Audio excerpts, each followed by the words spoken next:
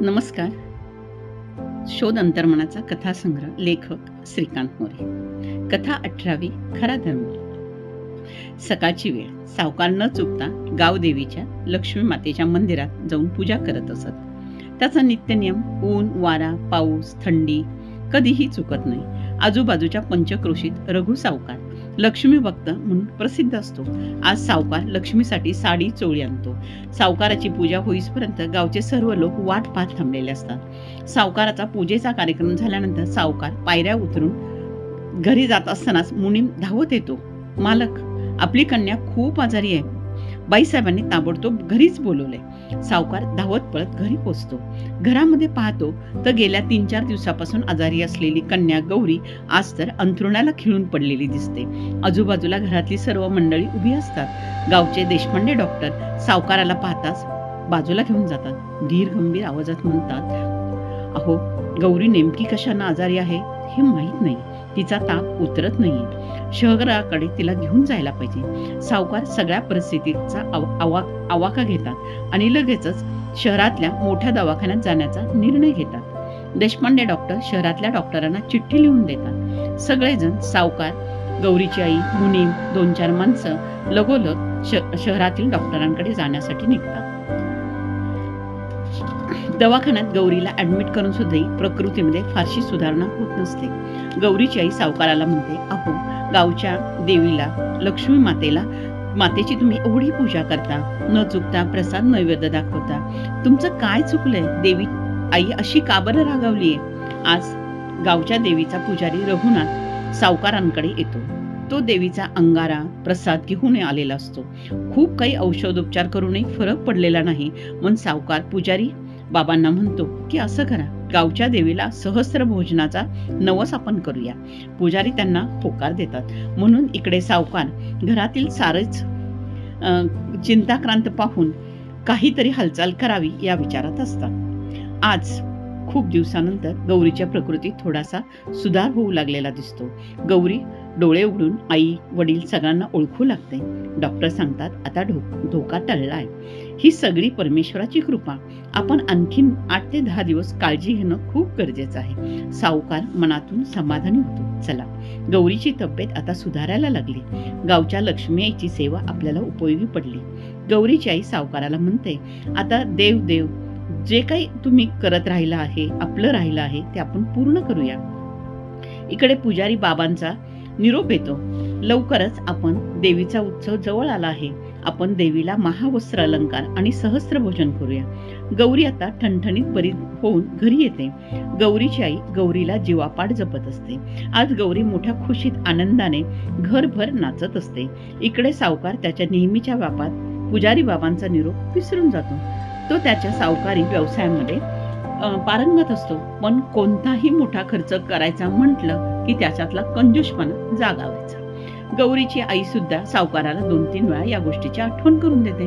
पण सावकार म्हणतो, मी नित्य नियमाने लक्ष्मी आईची सेवा करत आहे. माझं झालेलं नुकसान आधी भरून येऊ दे, मग आपण नवस फेडू. सावकार नवस फेडण्यासाठी करत असलेली टाळाटाळ पुजाऱ्याला आवडत नाही. इकडे गौरीची आई देवी मातेकडे साकडं घालते की हे माते, हे आई, माझ्या हातून तुझी सेवा करू दे. ती देवीच्या मंदिरात कथा ऐकायला गेलेली असताना देवीची खरी सेवा म्हणजे दीनदुबळ्यांची सेवा करणं, त्यांच्या उपाशी पोटाला खाऊ घालणं. मग गौरीची आई ठरवते की गावातील ज्या महिला जे गरीब 2 वेळचं खाऊ शकत नाही त्यांना थोडंफार अन्नधान्य द्यायचं. गौरी सुद्धा कुणीही भिक्षे करू आला तर त्याला न चुकता भिक्षा द्यायची. आज अचानक सावकार एकदम आजारी पडतो. सावकाराचा आजार गावातल्या डॉक्टरांकडनं बरा होत नाही. पण सावकार आजारी पडून सुद्धा सावकारानं माणुसकी सोडून केलेल्या कर्ज व्यवहारामुळे गावातील एकही व्यक्ती सावकाराच्या मदतीला येत नाही. गावचे पाटील, पुढारी सावकाराला भेटून म्हणतात की सावकार, गावात दुष्काळ आहे, गोरगरिबांच्या पोटाला अन्न नाही, त्यांचे हाल चालू आहेत. अशा वेळेला थोडेफार तरी मदत करा. सावकार मात्र आजारी असून सुद्धा कंजूसपणा सोडायला तयार नसतो. मी एवढ्या कष्टानं लक्ष्मी जमवली आहे, अशी व्याजात सूट देणं मला पटत नाही. माझी लक्ष्मी मी अशी कशी उधळायची? त्यापेक्षा मी पुजाऱ्याला बोलून देवीचा नवस फेडतो. आज मात्र सावकाराचं सहस्त्र भोजन चालू असताना गावातील दीनदुबळे फकीर उपाशी तळमळत असतात. सावकार आपल्या धुंदीत असतो.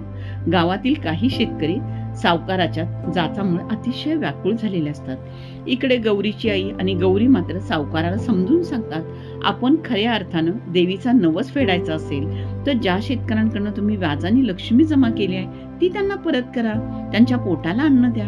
लाखाचं भोजन घालण्यापेक्षा भुकेल्यांच्या पोटात 2 घास तरी अन्न द्या. आज सावकाराचा आजारपण खूपच वाढलं. मुनीम, गौरी, गौरीची आई, डॉक्टर सगळेजण चिंतेत पडले. सावकाराच्या डोळ्यासमोर अंधार येत होती, चक्कर येत होती. एकीकडे लक्ष्मी माता त्याला समोर दिसायला लागली.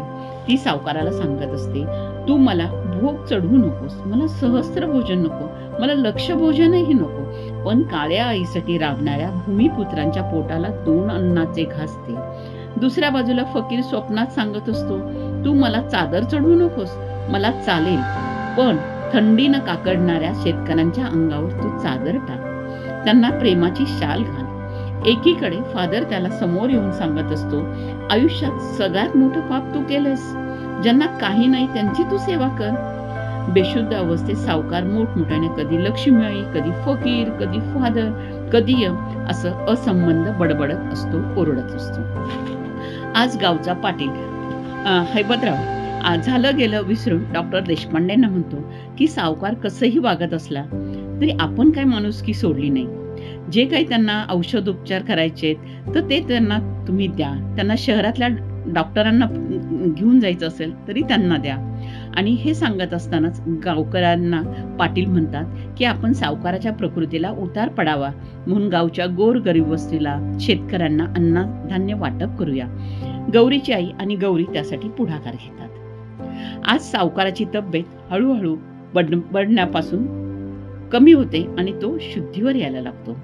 जणू काही त्याला पुनर्जन्म झाला असं वाटायला लागतं. त्याला कळून चुकतं, सत्ता, संपत्ती, पैसा यापेक्षा माणुसकी श्रेष्ठ आहे. आपल्या जवळ जे आहे ते इतरांकडे नाही, त्यांना आपण ते दिलं पाहिजे. तो शुद्धीवर आल्यावरती पाटलांची माफी मागतो, मला क्षमा करा म्हणतो. त्यानंतर सावकार म्हणतात की तुम्ही लक्ष्मी आईचा प्रसाद समजून दुष्काळाच्या परिस्थितीत ज्याचं त्याला देऊन टाका. पाटलाला हे ऐकून गहीवरून येतं. सावकार, देवानं तुम्हाला बुद्धी दिली म्हणूनच आपल्या गावचा शेतकरी 2 घास सुखानं खाईल. लक्षभोजन तर हेच आहे हो. लक्षभोजन हेच जे भुकेल्यांना आपण 2 घास देतो. जे का रंजले गांजले त्यासी म्हणे जो आपुले, देव तेथेची जाणार. देवाला साकडं घालण्यापेक्षा गावच्या माणुसकीला जपणं, परंपरेला जपणं हाच तर खरा धर्म आहे. हे सावकाराला कळून चुकतं. खरा तो एकची धर्म जगाला प्रेम अर्पावे. त्यामुळं गावात सुखशांती नांदू लागते. सावकार अंतर्बाह्य बदलून जातो आणि त्याचं हे सगळं रूप पाहून गौरी मनातल्या मनात आपल्या वडिलांबद्दल म्हणू लागली, ज्यांच्यावर बिनधास्त विश्वास ठेवावा तो बाप, ज्यांच्यावर बिनधास्त विश्वास ठेवावा तो बाप, ज्याचा शब्द सत्यात साकारण्यात जीवन प्रवास करावा तो बाप, ज्याच्या शब्द सत्यात साकारण्यात जीवन प्रवास करावा तो बाप, ज्याला त्याला सार्थ अभिमान आहे म्हणून सांगू शकतो तो बाप, ज्याला त्याला सार्थ अभिमान आहे म्हणून सांगू शकतो तो बाप. बाप कसाही असला तरी माणूस घडविण्यात सतत प्रेमाचे घाव घालतो तो बाप. बाप कसाही असला तरी माणूस घडविण्यासाठी सतत प्रेमाचे घाव घालतो तो बाप. घाव घालून मूर्ती घडवून आणतो दगडातून, घाव घालून मूर्ती घडवून आणतो दगडातून तो बाप. मुलांसाठी एक वार झेलत सहन करायचे, मुलांसाठी एक वार झेलून सहन करायचे, सतत धावायचं तो बाप. स्वतःची स्वप्न पोरांकडून पूर्ण करून घेण्यासाठी, स्वतःची स्वप्न पोरांकडून पूर्ण करून घेण्यासाठी स्वतःला रात्र होतो तो बाप, स्वतः रात्र होतो तो बाप. नजरेत घर सदैव, नजरेत घर सदैव, उंच उंच उडान घेतो सदैव, झेप घरासाठीच. नजरेत घर सदैव, उंच उंच उडान घेतो सदैव, झेप घरासाठीच तो बाप. बाप माझा गुरु, गुरु विना नाही ज्ञान, असा महागुरु तो माझा बाप. धन्यवाद. आपल्याला कथा आवडली असेल तर शेअर करा, सबस्क्राईब करा. धन्यवाद. आपला परिवार, मनोरमा परिवार.